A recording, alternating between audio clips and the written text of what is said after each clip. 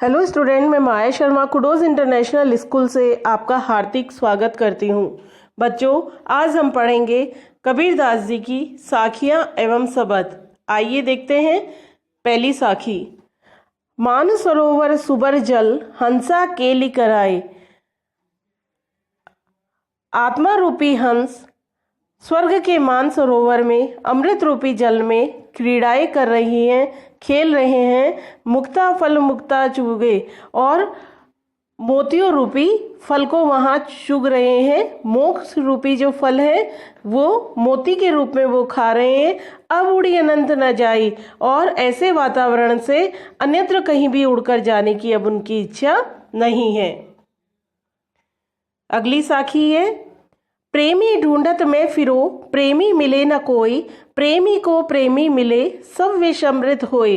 कबीरदास जी कहते हैं कि जब मैं ईश्वर से प्रेम करने वाले को इधर उधर ढूंढ रहा था तो मुझे कोई भी ईश्वर से लगाव रखने वाला कोई भी प्रेमी व्यक्ति मिला ही नहीं।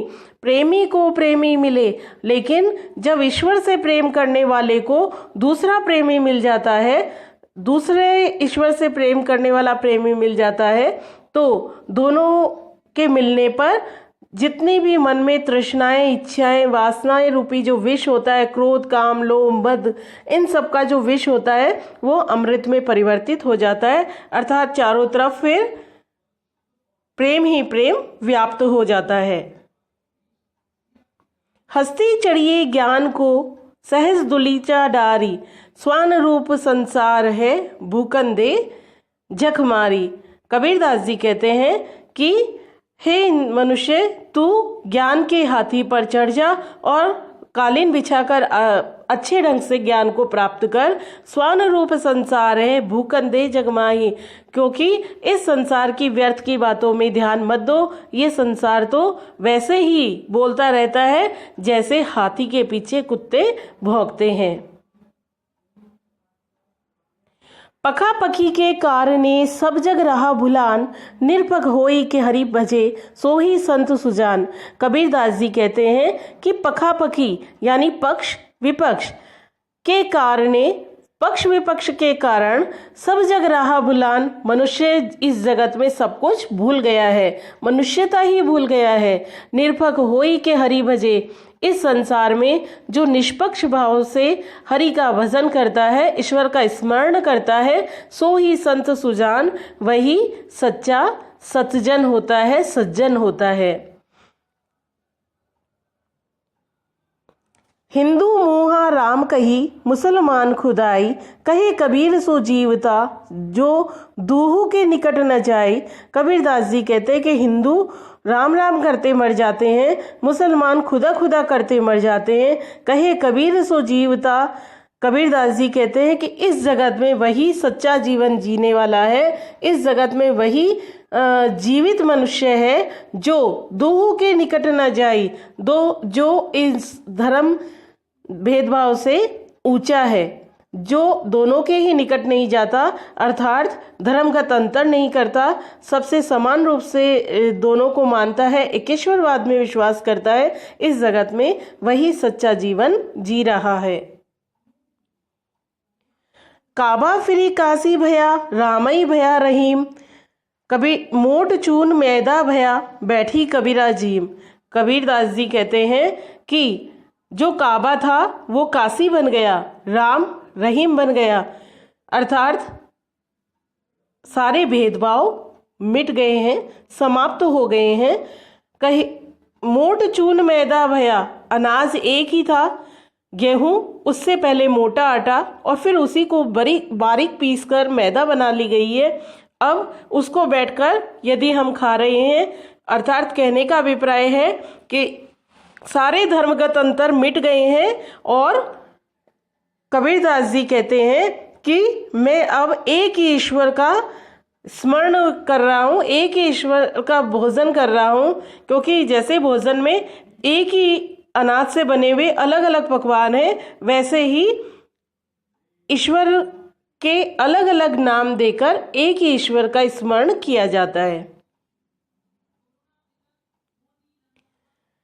ऊंचे कुल का जन्मिया जे करनी ऊंच न होई, सुवर्ण कलश सुरा भरा, साधु निंदा सोई।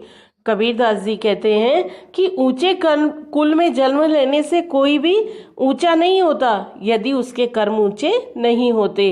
कोई भी व्यक्ति इस संसार में सम्मानजनक स्थिति जब पाता है जब उसके कर्म अच्छे होते, कर्म ऊंचे होते, तब लोग उसे ऊंचा मानते हैं। सुवर्ण कलश सुधा भरा, साधु निंदा सोई। यदि सोने का कलश है उसमें भी यदि शराब भर दी जाए तो वो शराब ही होगी और सज्जन जन उसकी निंदा ही करेंगे। सोने के कलश में जाने के बाद शराब अमृत नहीं बन जाती है, वो सुरा ही रहेगी, शराब ही रहेगी।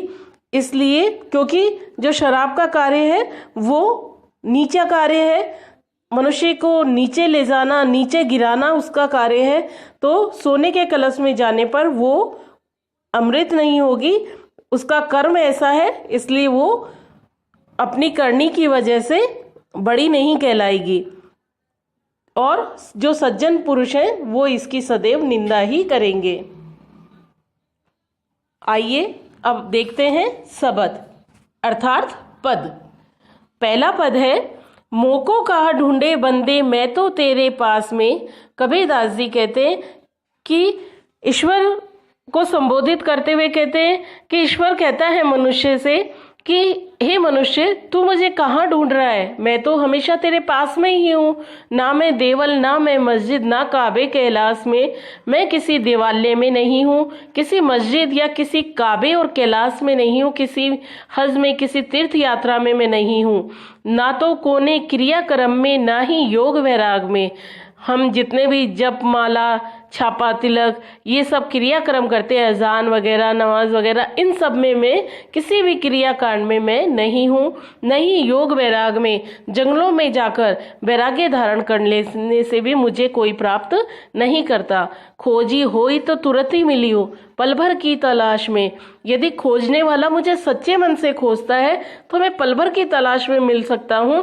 कहे कबीर सुनो भाई साधो, सब श्वासों की सांस में।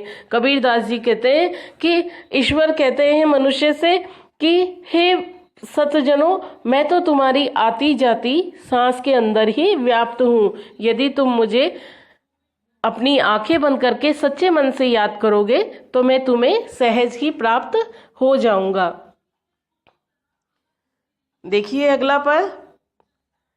संतो भाई आई ज्ञान की आंधी रे, ब्रह्म की टाटी सबे उड़ानी, माया रहे न बांधी। हित चित की द्वे थूनि गिरानी, मोह बलिंडा टूटा, तृष्णा छानी पर घर ऊपरी, कुबुद्धि का भांडा फूटा। जोग जुगती करी संतो भांदी, निर्चु चुवे न पानी, कूड़ कपट काया का निक्स्या, हरि की गति जब जानी। आंधी पीछे जो जल बूढ़ा, प्रेम हरि जन भीना, कहे कबीर भान के प्रकटे, उदित भया तम खीना। इसका अभिप्राय यह है, कवि कहता है कि जब ज्ञान की आंधी आती है तो सांसारिक ब्रह्म रूपी बांस की जो छपरी होती है, जो को माया रूपी रस्सियों से जिसको बांध रखा होता है, वो बांधे नहीं रख पाती है और वो ज्ञान की आंधी में तिनके की तरह उड़ जाती है। सांसारिक भ्रम की छत को सहारा देने वाले स्वार्थ और लालच रूपी जो खंबे हैं वो ज्ञान की आंधी में गिर जाते हैं। और इसी तरह सच्चा ज्ञान मोह रूपी सांसारिक बंधन का भी नाश कर देता है। एक एक करके सभी सहारे हट जाने की वजह से तृष्णा रूपी छत की धरती पर आकर गिर जाती है और इसकी वजह से कुबुद्धि रूपी सब बर्तन भी टूट जाते हैं। इसके बाद साधु संतों ने अपनी योग साधना की कड़ी मेहनत से एक बहुत ही मजबूत छत का निर्माण किया, जिससे अज्ञान और सांसारिक मोह माया रूपी पानी की एक बूंद भी नहीं टपकती। इस घर में मनुष्य के भटकने के लिए कोई राह नहीं रह गई है। यहाँ केवल आध्यात्म और प्रभु की भक्ति का ही एकमात्र राह है। आशा करती हूँ आपको ये सब पद और शाखियाँ अच्छे से समझ में आई होगी। मैं शीघ्र ही अपनी अगली वीडियो के साथ उपस्थित होंगी। तब तक के लिए स्वस्थ रहिए, घर पे रहिए। Thank you.